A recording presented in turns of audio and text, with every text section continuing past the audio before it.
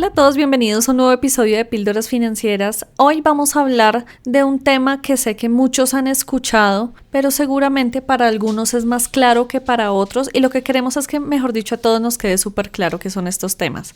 Este episodio es la parte 1 de una serie de episodios que vamos a hacer precisamente hablando de los indicadores económicos, indicadores y conceptos económicos. Y es que muchas veces vemos las noticias y nos hablan de indicadores y conceptos económicos que no entendemos. Y a juzgar por las acaloradas discusiones que vemos entre los panelistas, pareciera que son conceptos importantes. Así que en esta primera parte vamos a hablar justamente de 3 importantes conceptos económicos que son inflación, tasa de cambio y desempleo. Así que bienvenidos.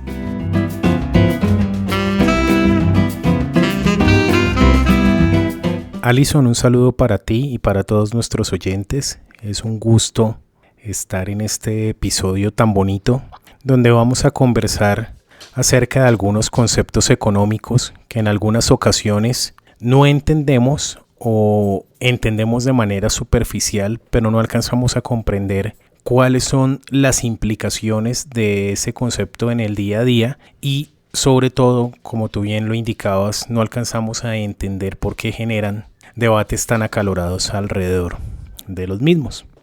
Quisiera que comenzáramos por un concepto muy importante que es lo que se conoce como inflación. La inflación tiene que ver con el cambio en el nivel de precios, pero vamos un poco a la parte menos técnica de eso. Entonces, vamos a comenzar por entender el término de precio, y eso puede parecer obvio, pero es absolutamente necesario. Tenemos que entender que el precio de una cosa no es igual al valor de la misma, porque el valor es un concepto subjetivo. De hecho, en la ciencia económica, el debate en torno a cómo calcular el valor de las cosas es muy, pero muy de vieja data y es muy importante y sigue siendo un debate. No se ha resuelto. Los grandes economistas clásicos, cada uno tenía una forma diferente de entender lo que es el valor de las cosas. El precio, por el contrario, es algo un poquito menos etéreo y más tangible. El precio es lo que se debe entregar en unidades monetarias, independiente de la moneda que sea, a cambio de una determinada magnitud o cantidad de un bien o servicio. Y ese precio se entiende que cuando hay una compra, tanto el comprador como el vendedor están de acuerdo con el mismo y por eso es que se está pactando ese intercambio. Yo te doy tantas unidades monetarias a cambio de una cantidad de un bien o un servicio. Y estamos diciendo que los dos estamos de acuerdo con ese intercambio y que tú estás de acuerdo con recibir como vendedor tantas unidades monetarias por ese bien y yo estoy de acuerdo con recibir las cantidades del bien a las que me da derecho esas unidades monetarias, porque esas unidades monetarias me dan un derecho de propiedad, de uso. De modo que decir que allí tenemos una respuesta a lo que es el valor de las cosas es difícil, pero por lo menos sí podemos decir que hay un trato que tanto comprador como vendedor están dispuestos a aceptar y lo hacen explícito a través del ejercicio de compra o de venta, a través del ejercicio de intercambio. Ese precio, entonces, ¿cómo se construye? Ese precio, por lo menos, se compone de 2 partes, por lo menos. La primera tiene que ver con la estimación que hace el productor o el vendedor, donde él que coloca lo que le costó producir ese bien o servicio, más lo que considera que es lo mínimo justo para ganar. Y hay un tercer componente que él le incluye y es lo que él considera que le pueden pagar por eso. Es decir, si yo tengo un bien cuya producción como productor me cuesta 8 unidades monetarias, pero además considero que es justo ganarme 2, pues yo voy a cobrar 10 unidades monetarias. Pero si yo veo, por ejemplo, que es un producto o un bien escaso en el mercado y que el mercado, la gente está dispuesta a pagarme más, yo puedo entonces cobrar 11 unidades monetarias o 12 unidades monetarias. De modo que hay dos elementos. Uno tiene que ver con los costos de producir eso y lo otro tiene que ver con las creencias, es decir, los precios también se configuran en parte alrededor de las expectativas y de las percepciones que tiene la gente. Por eso es que hay bienes y servicios lujosos que en su producción puede que no sean mucho más costosos en realidad que otros, pero por su reconocimiento social las personas están dispuestas a pagar más por él. Y ese dispuesto a pagar más por él no solo tiene que ver con su funcionalidad, sino con el reconocimiento, con el estatus, con una cantidad de expectativas, pasiones y creencias que configuran el comportamiento y los actos de consumo del ser humano. Como podemos ver entonces, el precio es una cosa complejísima, porque los precios son una construcción social a la larga. Un precio tiene muchas cosas y por eso la economía moderna básicamente es una economía que estudia los precios, cómo se configuran los precios de las cosas. Esos precios a lo largo del tiempo cambian y no solo cambian por una razón, cambian por múltiples razones y usualmente por el factor de la escasez, pero también por otros elementos. Los precios de las cosas en términos generalizados tienden a subir. Y allí es cuando decimos que el costo de vida ha aumentado o se ha reducido. ¿Por qué? Porque ahorita tenemos que mirar entonces los precios desde otra lógica. Resulta que en los mercados de trabajo nosotros somos los oferentes porque ofrecemos nuestra fuerza de trabajo y las empresas son las demandantes. El salario, que se convierte en nuestro ingreso, es el precio, es el precio que le ponemos a nuestro trabajo.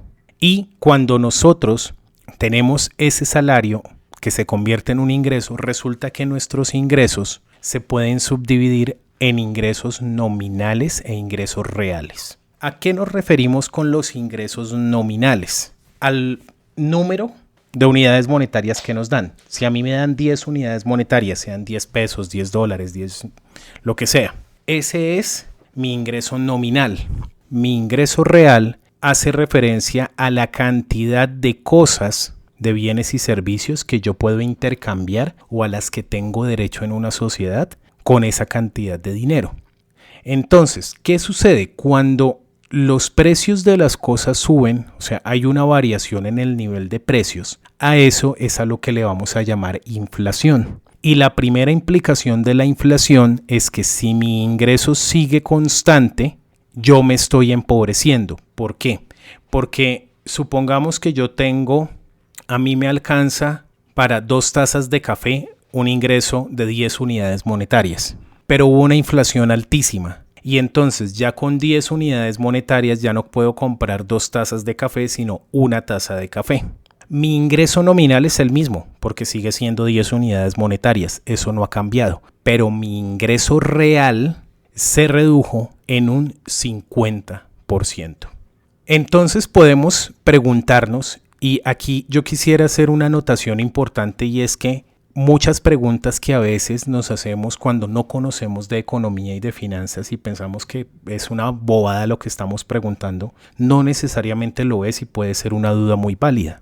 Nos podemos preguntar, bueno, entonces yo veo que en el noticiero dicen que la inflación es el aumento del nivel de precios de las cosas. ¿Qué es eso? Cuando hablamos de nivel de precios es la variación promediada, si se quiere, en el precio de una serie de bienes y servicios, es decir, no de todos los bienes y servicios. Y entonces, ¿qué bienes y servicios son? Es lo que se conoce como canasta familiar. La canasta familiar, aquí yo voy a hacer el ejemplo para el cálculo que se hace aquí en Colombia por parte del Departamento Administrativo de Estadística, el DANE.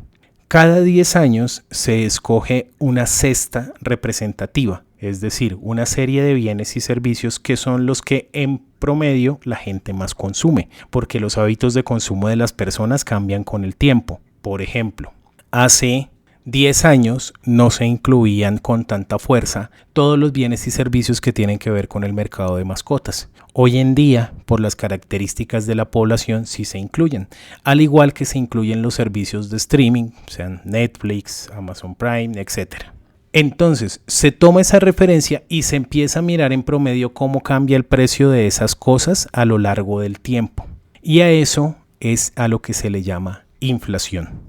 Las metodologías cambian, pero en promedio esa es la forma como se calcula. Y hay otras cestas que a veces se calculan de manera más particular. Por ejemplo, en Colombia esa cesta se permite construir con lo que se calcula la inflación, que se llama el índice de precios al consumidor. Es la variación de ese índice lo que nos da la inflación. Pero también calculamos inflaciones para otras cosas particulares. Por eso existe, por ejemplo, el índice de precios al productor o el índice de precios a la construcción pesada. Porque entonces se entiende que el de precios al productor le sirve a los empresarios, a los productores, y el de la construcción pesada le sirve a quienes hacen obras de gran envergadura. Resumiendo entonces, tenemos que la inflación es la variación en el precio de las cosas a lo largo del tiempo, que se da por muchas causas, se da tanto por causas reales de escasez en los bienes y servicios como por las expectativas de la gente. Y lo que más nos afecta de eso es que si nuestro salario no crece a la par, por lo menos, de lo que crece la inflación, entonces nosotros nos vamos a estar empobreciendo porque nuestro poder adquisitivo se va a reducir. Por eso es que hay tantas discusiones en torno a la concertación de los salarios de un año a otro y hay tanto debate en torno a que se tomen medidas económicas que no lleven a que la inflación se dispare, porque se puede llegar a escenarios de inflaciones muy altas o incluso escenarios extremos que se conocen como hiperinflación, y que son, para efectos prácticos, una desgracia económica para la gente de a pie. Con esto entonces damos término a este primer concepto importante y vamos a dar lugar a una pequeña pausa publicitaria.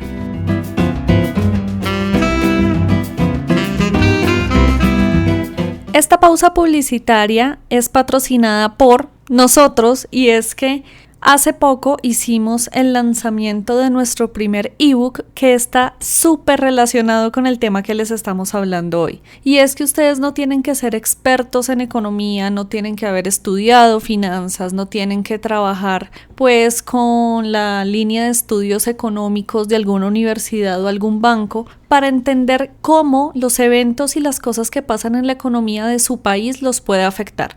Nosotros lo que hicimos fue diseñar un ebook donde justamente con conceptos muy claros y con ejemplos prácticos les damos consejos y les damos orientación sobre qué decisiones pueden tomar en torno a sus finanzas personales, teniendo en cuenta todos estos eventos económicos y financieros que pueden ocurrir en su economía y en la economía de países que pueden afectar la de ustedes.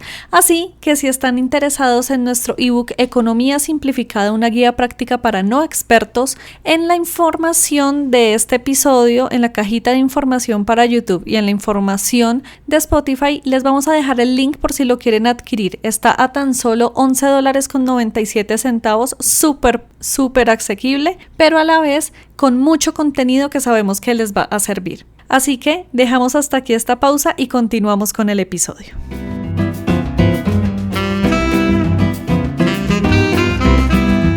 El siguiente concepto que queremos desarrollar y que nos parece muy importante y que además es un tema que siempre está en boca de los noticieros, de los analistas y que muchas personas opinan y hablan de este concepto sin entender realmente qué es lo que está pasando y cómo se construye, es la tasa de cambio. Vamos a empezar por el comienzo y es entender qué es una tasa de cambio. Y una tasa de cambio no es más que la equivalencia que tiene nuestra moneda. Voy a hablar desde Colombia, que es desde donde transmitimos este episodio, para poderles explicar a todos ustedes sobre la tasa de cambio, pero pueden hacer la paridad con sus monedas si nos escuchan de otro lado. El peso colombiano, al ser cambiado o al buscar una equivalencia con otras monedas, va a empezar a tener representaciones en esas monedas. Entonces, por ejemplo, $1 americano estadounidense hoy equivale a 3.900 pesos colombianos. Un euro muy cercano está equivaliendo casi a 4.000 pesos colombianos. Pues esto varía obviamente de que tanto sube o baja esa tasa de cambio, pero si ustedes toman el peso mexicano, si toman el dólar canadiense, si toman el euro, si toman la libra esterlina, si toman y empiezan a comparar una moneda con otra moneda, estas monedas van a tener representaciones y equivalencias en esas monedas. Eso es lo que se conoce como la tasa de cambio.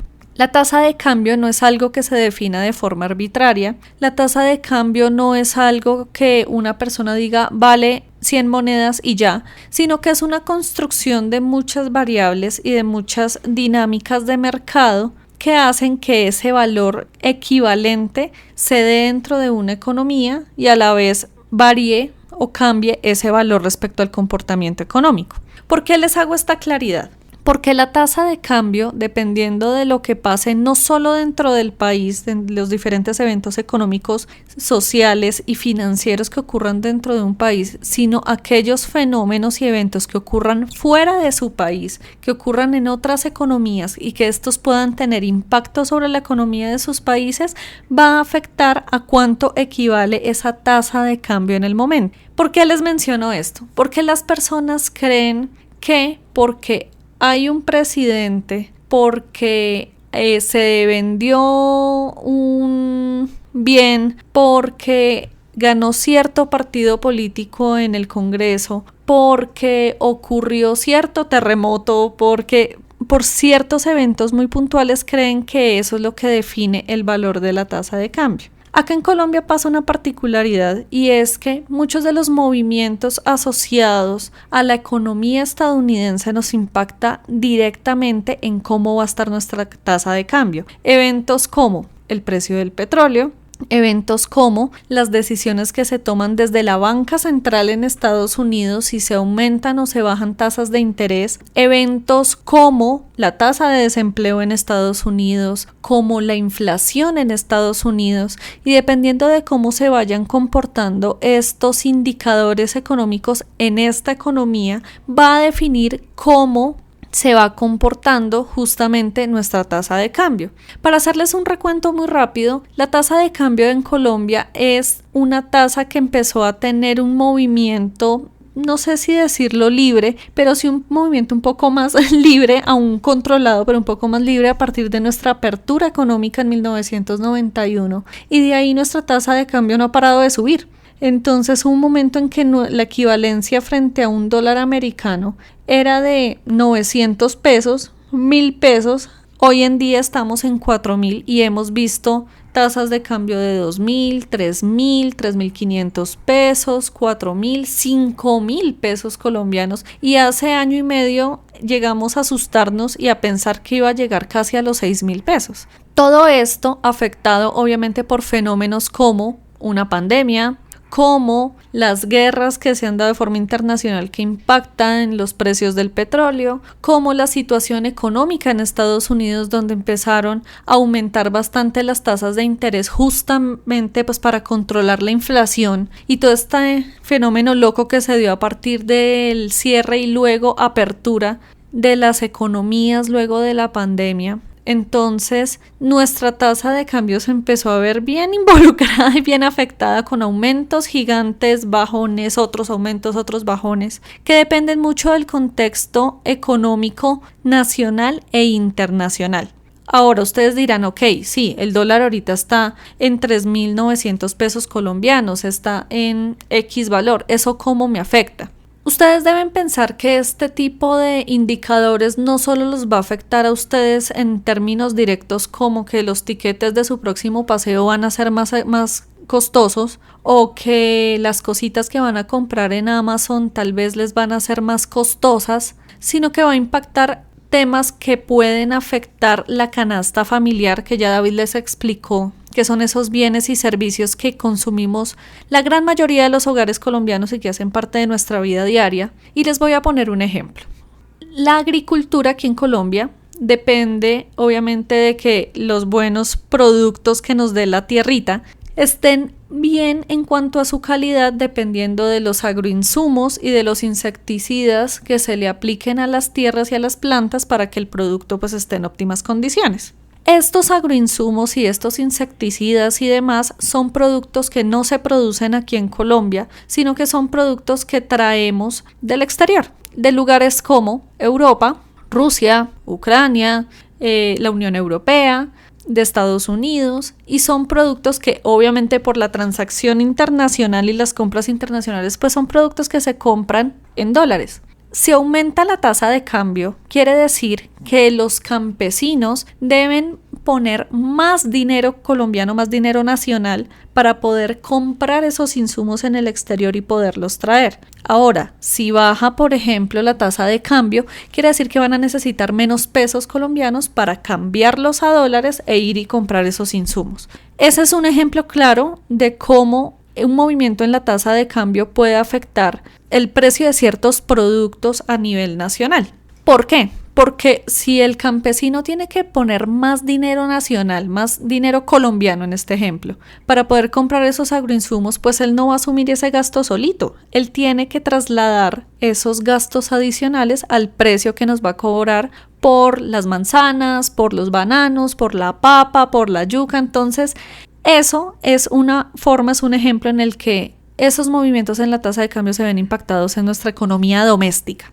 Así que entender muy bien que en la tasa de cambio no está involucrado el parecer de un líder, que no está involucrado el parecer de un partido político, que no está involucrado el parecer de un grupo, sino que depende de muchísimas variables, nos permite entender primero que dependiendo de la situación no solo nacional sino también internacional se puede afectar la tasa de cambio, sino que también nos permite entender algo que es muy importante y que desde la economía y las finanzas se menciona bastante, y es que el precio del dólar, la tasa de cambio, no se puede predecir exactitud.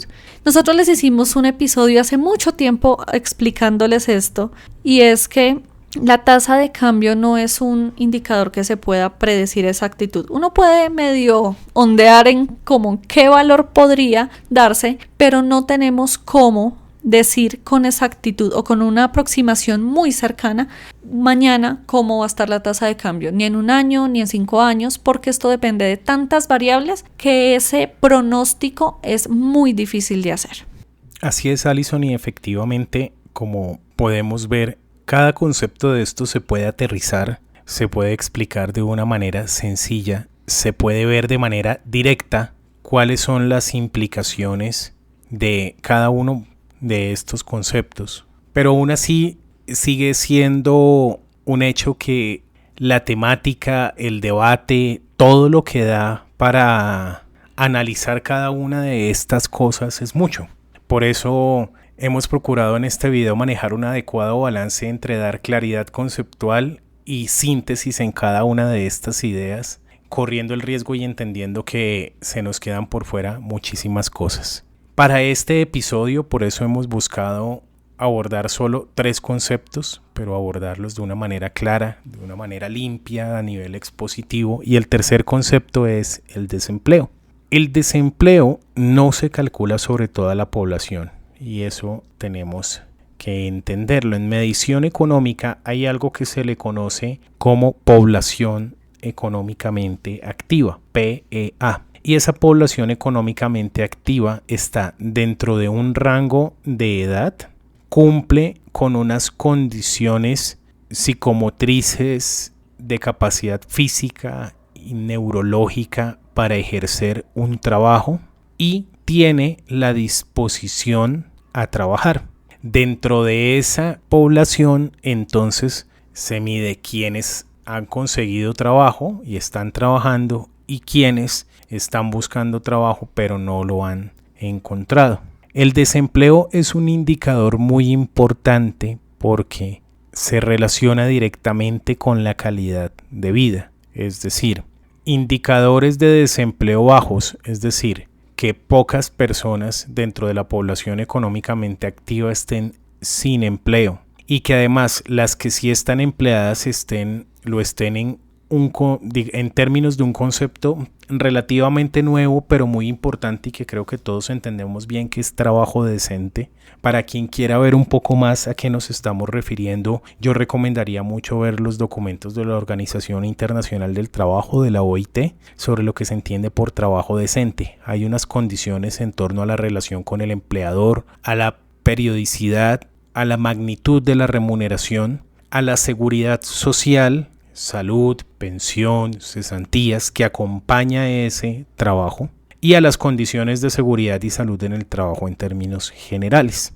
Se entiende o se encuentra que en la medida en que todas estas condiciones favorables para un empleado están cada vez más presentes y son más bajos los niveles de desempleo en una sociedad, esa sociedad está más cercana a alcanzar cada vez niveles más altos de calidad de vida en muchos sentidos, porque la calidad de vida también es un tema de debate y de medición, pero digamos que en términos generales se entiende que estar empleado, y aparte de estar empleado, tener un buen empleo, se asocia con buenas condiciones de vida. Y es por eso que el tema del desempleo es tan frecuente y genera tanto debate. Sobre qué quisiéramos llamar la atención aquí para no dejar solo una definición plana de empleo o desempleo. Primero, sobre las precisiones que hemos hecho en torno a entender ese universo que es la población económicamente activa, que es sobre la que se calcula esa empleabilidad. Segundo, a entender la importancia de la formalización del trabajo, es decir, por qué las economías y la política pública busca siempre acercarse más hacia la formalización del trabajo, porque ir hacia un trabajo formal implica ir también en la misma vía hacia lo que podemos entender como trabajo decente, como trabajo digno. Pero además porque la formalización del trabajo implica que haya aportes al sistema de salud, lo cual fortalece estos sistemas para cada país, y también aportes al sistema pensional, lo que implica que estos también se fortalezcan y se pueda solventar todo lo que se solventa con un sistema de pensiones fortalecido. De modo que la formalización del empleo y el aumento del mismo, como se puede ver, genera una cantidad de efectos benéficos a nivel de comunidad, a nivel de sociedad y a nivel intertemporal. Es decir, no es solo una cosa de un quinquenio o de una década, sino que es una cosa de largo aliento. Es por esto que las políticas de empleo son de tanto debate en la economía, pero no solo las políticas de empleo, las políticas que llevan a que se genere más o menos empleo. Por ejemplo, la discusión en torno al salario mínimo, la discusión en torno a los incentivos, si se quiere, a nivel industrial, porque en la medida en que hay más industrias que son intensivas en acoger mano de obra formal, se entiende que tienen mayores posibilidades de generar empleo en una economía, y esto es benéfico. Como se puede ver entonces, aquí no solo estamos dando un tercer concepto, sino abriendo una puerta al análisis, al debate, a la discusión por parte de ustedes y al desarrollo de un criterio y una opinión frente a las noticias que ustedes ven, porque como pueden darse cuenta, el tema del empleo no solo tiene que ver con el empleo en sí, tiene que ver con el desarrollo socioeconómico de un país a plenitud.